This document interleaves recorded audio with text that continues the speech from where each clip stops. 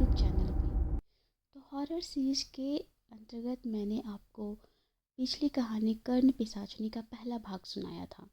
इसका दूसरा भाग लेकर मैं आपके सामने आ गई हूँ। तो बने रहे मेरे साथ। हॉरर कहानी मेरी ज़बानी। विजयकांत को जब होश आया तब उसने देखा कि वो एक घर के आंगन में लेटा हुआ है। चारों तरफ बहुत सारे जिज्ञासु चेहरे उसे ही देख रहे थे। विजयकांत को होश आते ही वह लोग आपस में बात करने लगे। पंडित जी, होश आ गया। इसके बाद जो बूढ़ा ब्राह्मण पास आकर उसकी नाड़ी को देखने लगा, उसे देखकर विजयकांत आश्चर्य में पड़ गया, क्योंकि यह वही आदमी है जिसके घर विजयकांत आ रहा था। उसका नाम महानंद आचार्य है। ये विजयकांत के कुल गुरु हैं।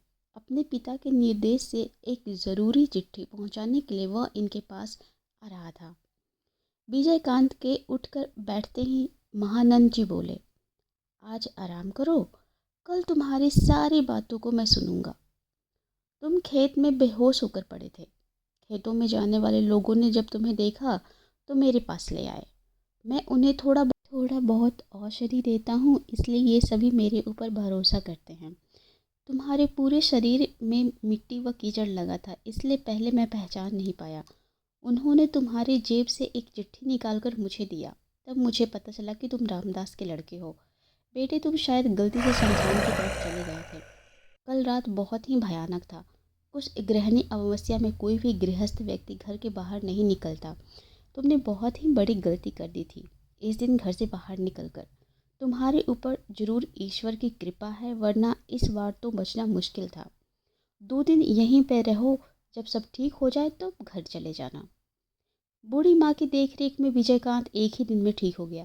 केवल दिमाग व मन में जो आतंक था वह समाप्त न हुआ।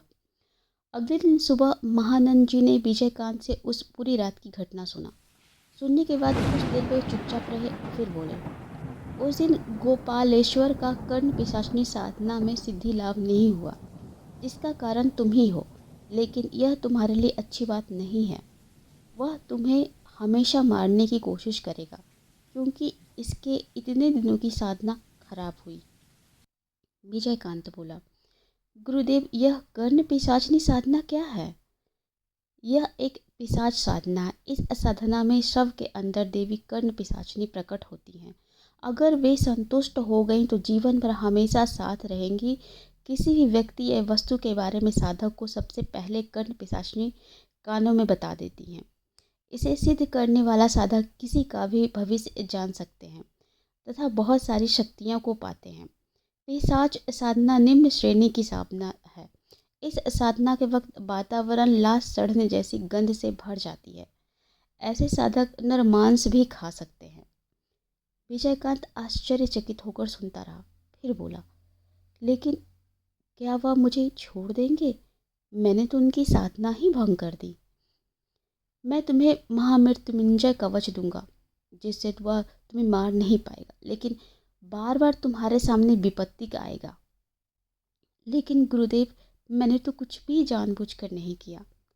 आखिर वैसे भयानक दृश्य को देखकर कौन नहीं डरेगा? बेटा, मैं सब समझ गया, लेकिन पिशाच साधना करते हैं वे अलौकिक सुख के अभिलाषी होते हैं। अगर उसमें बाधा पड़ती है तो वे बहुत ही ज़्यादा क्रोध से भर जाते हैं। फिर भी तुम चिंता मत करो, आज रहो और कल कवच लेकर चले जाना। अगले दिन हमेशा के लिए अभिशाप व महामृत्युंजय कवच को साथ लेकर विजयकांत बैलगाड़ी में बैठकर स्टेशन की ओर रवाना हुआ। उस कुछ ग्रहणी अमावस्या की रात में शमशान के आसपास दूर के कुटीर में रहने वाले देवी भक्त व सितारा बजाकर ईश्वर का नाम जपने वालों को एक भयंकर क्रोध हाहाकार की आवाज़ सुनाई दिया। इसे चिल्लाहट या हुंकार कहें। इस बात को वे सरल डरपोक लोग नहीं समझ पा रहे थे। वे सभी लोग केवल आवाज़ को सुनकर आंख बंद करके कांपते रहे। माँओं ने आतंकित होकर अपने बच्चों को सीने से लगाए रखा। हुंकार की आवाज़ ऐसी मानो बाघ ने उसका शिकार किसी से छीन लिया हो, अथवा जैसे किसी ने आंखों में गर्म लोहे की तिल्ली डाल रखी हो। सुबह उठते डरते हुए उन्होंने अपने घरों व कुटी के बाहर निकलकर देखा नहीं, कहीं कोई भयानक घटना के चिन्ह नहीं हैं। केवल जहाँ बड़े बड़े पेड़ों से घिरे एक जगह पर अक्सर राह चलते साधु अपना डायरे डाले लेते हैं, वहीं पर एक यज्ञ कुंड और एक खोपड़ी तथा कुछ अधजला लकड़ी पड़ा हुआ है। वहीं पास में एक नग्न लड़की का शव भी है।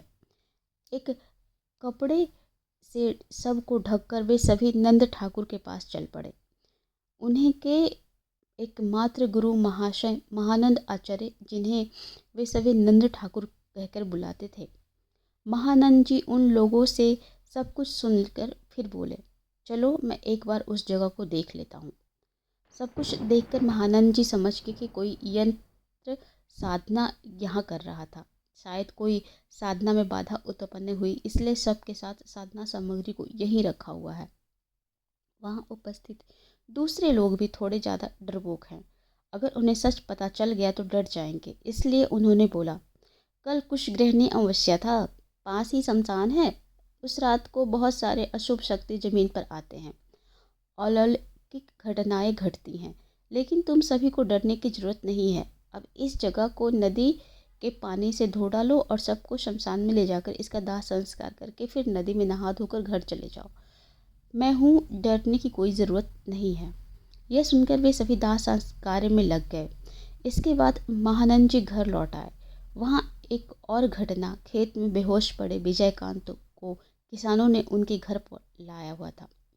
होश में आने के बाद उसके पास वे इसे सभी घटना व तांत्रिक शक्ति गढ़न को सुनकर महानंद जी समझ गए कि यह गोपालेश्वर के अलावा कोई नहीं हो सकता। गोपालेश्वर उनके बचपन का साथी है। अब हम गोपालेश्वर के बारे में कुछ जान लेते हैं। गोपालेश्वर इसी गांव में एक गरीब पंडित का लड़का था। उसके पिता का नाम रामराज मुखर्जी इस टोले के यहाँ पुजारी थे। योग मार्गदर्शन का अभ्यास करते तथा वास्तु शस्त्र ग्रह नक्षत्र व कुंडली भी देखते थे। वे सात्विक व अच्छे आदमी थे। सरल जीवन यापन में विश्वास रखते थे। अपने एकमात्र लड़के गोपाल के हाथों की रेखाओं को देखकर उन्हें उस अशुभ भविष्य का पता था। बचपन से ही गोपाल के मन में भोग आदि शक्ति पाने की इच्छा रहती थी। जब तक उसकी माँ जिंदा थी तब तक उसे गलत रास्ते से दूर रखती थी। लेकिन गोपाल की माँ का बुखार से जब देहांत हुआ तब गोपाल केवल 17 वर्ष का था। कुछ ही दिनों के बाद वह गांव के बाहर वाले शमशान में कुछ साधकों से जाकर मिला और दिन भर वह साधुओं के साथ समय बिताने लगा। तंत्र विद्या सीखने के लिए वह उन साधुओं की सेवा करता। उनके बदले उसे गांजा और भांग का प्रसाद भी मिलता तथा कुछ छोटे मोटे जादू भी सीख लेता। राम राज के कई बार समझाने पर भी उसके दिमाग से यह बुखार न उतरा। कुछ ही दिनों बाद गांव में कुछ घटनाएं होने लगी। गांव में अक्सर ही छोटे पशुओं को मरा हुआ शरीर मिलने लगा। अमानवीय तरीके से उनकी हत्या की जाती थी। कोई इसके पीछे पिछले दोनों पैरों को दो तरफ खींचकर चमड़े व मांस को फाड़ डालता, जिसके कारण पेट के अंग जमीन पर पड़े रहते।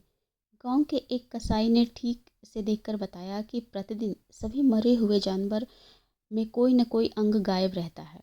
ऐसे पशु हत्या कौन कर रहा है, यह किसी को पता नहीं चला। गांव के लोग शाम होने से पहले ही अपने मुर्गी, बत्तख, बकरी, यहाँ तक कि कुत्ते बिल्लियों को भी छोटे छोटे बाड़ों के अंदर बंद करना शुरू कर दिए। कुछ ही दिन बाद सब कुछ बंद हो गया। अब लोगों को लगा कि इससे छुटकारा पा चुके हैं। ऐसे ही एक दिन किसी की गाय घास चरने गई लेकिन लौट कर ना आई।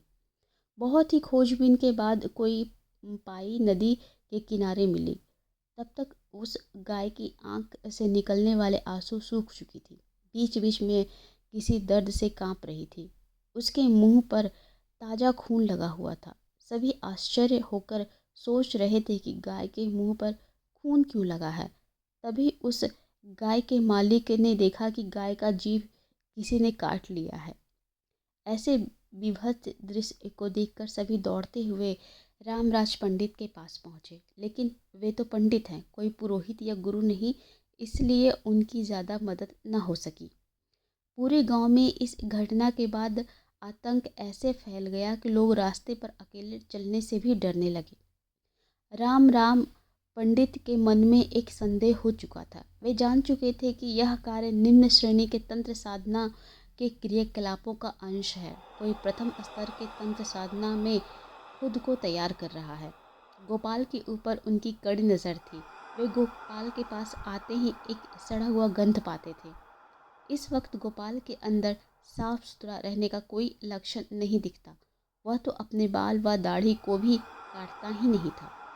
पूरे दिन सोता रहता और शाम होते ही घर से निकल पड़ता। वह रात को लौटकर आता। इस बारे में पंडित रामदास को पता ही नहीं चला। एक दिन गांव के लोग के जानने के बाद पंडित रामदास अपने बेटे गोपाल के झोपड़ी में गए। गोपाल उस वक्त गहरी नींद सो रहा था। झोपड़ी में घुसते ही एक अन्य तरह का गंध उनके नाक में गया। अपने नाक को हाथ से दबाकर इधर उधर न जाने वे क्या ढूंढने लगे। जल्दी ही उन्हें एक कपड़े के झोले में कई प्रकार के पशुओं के अंग मिले। उसी में एक ताज़ा कटा हुआ जीभ भी था, शायद उसी गाय की थी। यह देख पंडित रामराज कुछ बोलने की हालत में नहीं थे। गोपाल के हाथ की रेखाएं उन्हें याद आईं, जिसमें उन्होंने देखा था कि यह लड़का बहुत सारे मृत्यु का कारण बनेगा। भोग लालसा के लिए वह बहुत दूर तक जा सकता है। अपने भाग्य को वो कोसने लगे। ब्राह्मण परिवार में ये कैसा बच्चा पैदा हो गया, अब वे क्या करें?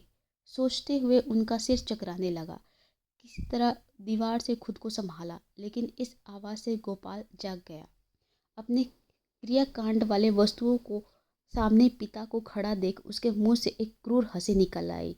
वह बोला, आपको यह सब कुछ पता चल ही गया और यहाँ और समय व्यर्थ न कीजिए। पंडित रामराज कुछ देर शांत होकर खड़े रहे। इसके बाद कड़क आवाज में बोले, तुम अभी इस घर से छोड़कर निकल जाओ यहाँ से। तुम्हें मैं अपने घर में से बेदखल करता हूँ। कभी भी इस तरफ मुड़कर मत देखना। यह बोलकर पंडित रामराज झोपड़ी से निकलकर गमछा लेकर कोपाई नदी में नहाने चले गए। कुछ देर तक नदी में नहाने के बाद जब वे लौटे, उस वक्त गोपाल वहाँ रहता था। उसे झोपड़ी को खाली कर चुका था।